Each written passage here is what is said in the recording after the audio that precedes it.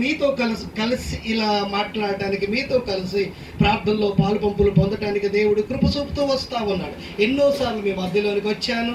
అన్నగారి దగ్గర మొన్న కూడా ఒక మంచి వర్షం అనుకుంటాను, మధ్యలో బురద ఉంది. ఆ రోజు కూడా చక్కటి ప్రార్థన జరిగింది అన్న వాళ్ళ దగ్గర. మరి కొంతమంది వచ్చారు. ఈ రోజు మాత్రం చాలా మంది కనబడుతున్నారు ఇక్కడ. చాలా సంతోషంగా అనిపిస్తుంది. హల్లెలూయా. అందుకనే ఎక్కువగా నేను ఈరోజు మీతో మాట్లాడతాను. హల్లెలూయా. మళ్ళీ దొరికారు నాకు. ప్రియులారా, దేవుని బిడ్డలారా, జ్ఞాపకం చేసుకుందాం. ఇక్కడ సింపుల్ వర్డ్స్, దేవుని యొక్క వాక్యాన్ని జ్ఞాపకం చేసుకుందాం. కీర్తన గ్రంథం తీసుకుందాం. పరిశుద్ధ లేఖనం కీర్తన గ్రంథం 15వ అధ్యాయం మొట్టమొదటి మాట చదువుదాం. చదవండి, సహకరించండి. ఇక్కడ చూడండి, యెహోవా అతిథిగా ఉండదగిన వాడెవడు? నివసింపదగిన వాడెవడు? యథార్థమైన ప్రవర్తన కలిగి నిజము పలుకువాడే. హల్లెలూయా. యథార్థంగా. చూడండి ప్రియులారా, దేవుని బిడ్డలారా, ఇక్కడ జ్ఞాపకం చేసుకుందాం. ఇక్కడ చూసినట్లయితే పరిశుద్ధుడైన దేవుడు ఇక్కడ చక్కటి మాటని తెలియజేస్తున్నాడు. భక్తుడైన దావీదు అతన్ని బలపరుస్తున్న మాట, అతనిని ఎంతగానో వాడుకుంటున్న మాట ఈ మాట. ప్రియులారా, దేవుని బిడ్డలారా, ఇక్కడ యెహోవా నీ గుడారంలో అతిథిగా ఉండదగిన వాడెవడు? చూడండి, గుడారం అనగా మనం అనుకుంటాం కదా, ఈ ఇల్లు అనుకుంటాం, లేదా మనం కట్టిన గుడారం అనుకుంటాం, లేదా ఇంకా ఏదో ఒక మంచి భవనం అనుకుంటాం. ప్రియులారా, గుడారం అనగా నీ యొక్క హృదయాన్ని గుడారముగా ఆయన ఎంచాడు. దేవుడు ఎక్కడుంటాడు? పరిశుద్ధాత్మ దేవుడు ఎక్కడ నివసిస్తాడు? ఎక్కడ, ఏ స్థలంలో ఉంటాడని మనం ఆలోచన చేస్తే నీ హృదయంలో ఆయన నివసిస్తాడు. ప్రియులారా, దేవుని బిడ్డలారా, ఇక్కడ చూడండి, దేవుని యొక్క వాక్యములో చక్కటి మాట, యెహోవా నీ గుడారములో అతిథిగా ఉండదగిన వాడెవడు? నీ పర్వతముల మీద నివసింపదగిన వాడెవడు? యథార్థమైన ప్రవర్తన కలిగి నీతిని అనుసరించువాడు. హల్లెలూయా. మొట్టమొదటిగా నీతిని అనుసరించాలి. మొట్టమొదటిగా దేని అనుసరించాలి? నీతిని అనుసరించాలి. చాలా మంది మనం చూస్తూ ఉంటాం, వాళ్ళ యొక్క పరిస్థితులను బట్టి మార్పులోనికి రారు. వారి మాటలు అలాగనే ఉంటాయి, పాత స్థితిలోనే ఉంటాయి, మార్పు రాదు. మాటల విషయంలో కానీ, కోపం విషయం మనం ఒక్కొక్కసారి చూస్తూ ఉంటాం. కొంతమంది అక్క వాళ్ళని, స్త్రీలను చూస్తుంటాం, లేదా పురుషులు చూస్తూ ఉంటాం. వాళ్ళ మాటల్లో ఏమాత్రం కూడా తగ్గింపు అనేది ఉండదు. ఒకవేళ చిన్నగా వారిని ఏదన్నా మందులిస్తే వారు ఏమంటారంట, రెచ్చిపోతూ ఉంటారు. ఒక ఆవిడ, ఒక పట్నం నేను చెప్పాను, మళ్ళీ ఒకసారి చెప్తా ఉన్నాను. ఒక ఆవిడ అంట ఒక ప్రయాణం కట్టింది, చాలా దూరం వెళ్ళాలి. రాక ఒక ఊరిలో వచ్చి ఆగింది. అయ్యా, ఒక యవనస్తుని అడుగుతూ ఉంది, అయ్యా చాలా పొద్దుపోయింది, ఈరోజు మీ గ్రామంలో ఉండాలనుకుంటున్నాను, ఎందుకంటే నేను వెళ్ళవలసిన ప్రయాణం ఇంకా ఉంది, వెళ్ళలేను కనుక ఈరోజు ఈ గ్రామంలో ఉండాలనుకుంటున్నాను. ఈ గ్రామవస్తులు మంచి వాళ్ళైనా అని అడిగిందంటే. ఏమడిగింది? మీరు చెప్పండి, ఏమడిగింది? ఈ గ్రామస్తులు ముంచోలేనా అని అడిగింది. అడిగితే ఈయనేమన్నాడు? నీ నోరు ముంచిదేనా? హల్లెలూయా. ఏం చెప్పండి? నీ నోరు ముంచిదేనా?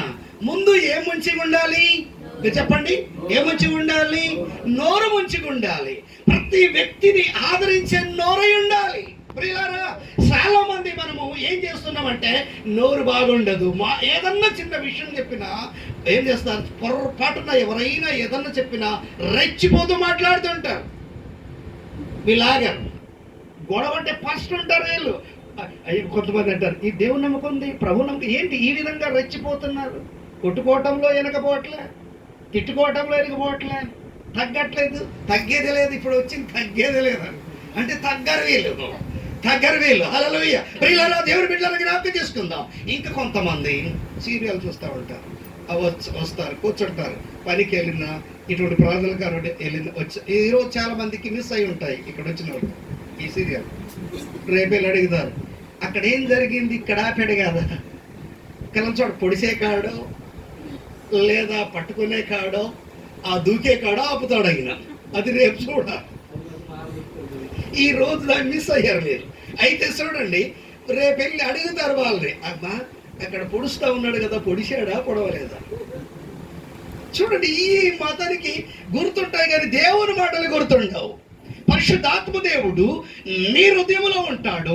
జీవం కలిగిన దేవుడు నిన్ను బలపరుస్తాడు, నీ సమస్యను సాల్వ్ చేస్తాడు, ఎన్నో కష్టాల నుండి నిన్ను విడిపిస్తాడు, సమస్యల నుండి నిన్ను విడిపిస్తాడు. అటువంటి దేవుని నీవేం చేస్తున్నావంటే వృధా చేస్తావు, ప్రార్థించట్లేదు ప్రియులారా, స్తుతించలేకపోతున్నాం, దేవుని విడిచిపెడతా ఉన్నాం. చాలా మంది కూడా విడిచిపెడుతున్నారు. పక్క ఇంట్లో ప్రార్థన జరిగిన వెళ్ళారు వీళ్ళు, అర్థం కాదు వీళ్ళకి, ఆ వాళ్ళదిలే వీళ్ళదిలే, వారిది బాగుండదు. ఏంటి బాగుండదు ప్రియులారా? జ్ఞాపకం, ఎక్కడికైనా మన ప్రార్థనలో ఏం చేయాలి? పాలు పంపులు పొందాలి. ఇక్కడ చూసినట్లయితే ఇంక కిందికి చెప్తాం దేవుని యొక్క వాక్యం. అట్టివాడు నాలుకతో ఏమంటాడట? ఇక్కడ చూడండి, అట్టివాడు, ఇక్కడ 3వ వచనం, అట్టివాడు నాలుకతో కొండెములాడడు,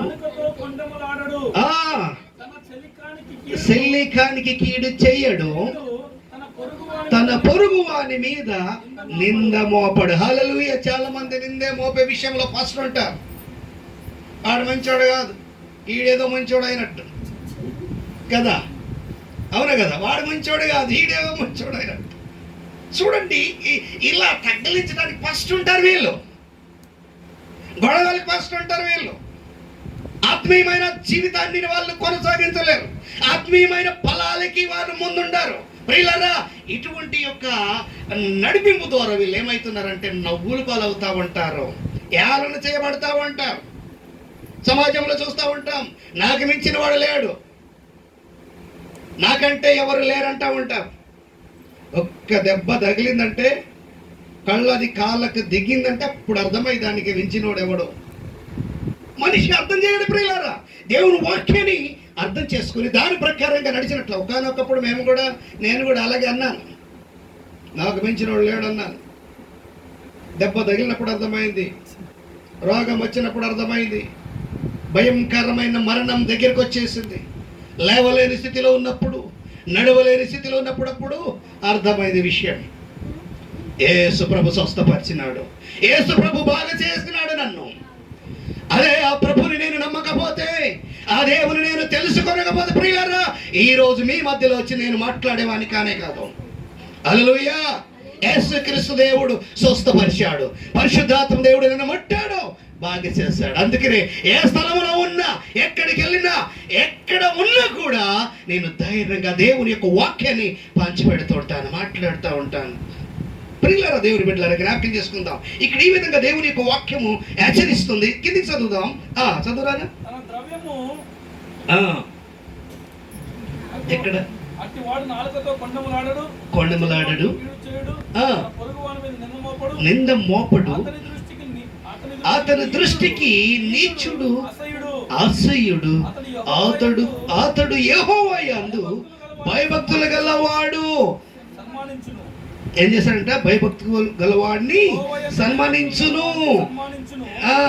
అతడు ప్రమాణము చేయగా నష్టము కలిగిన మాట తప్పడు. గడికి తప్పని కూడా హల్లెలూయా.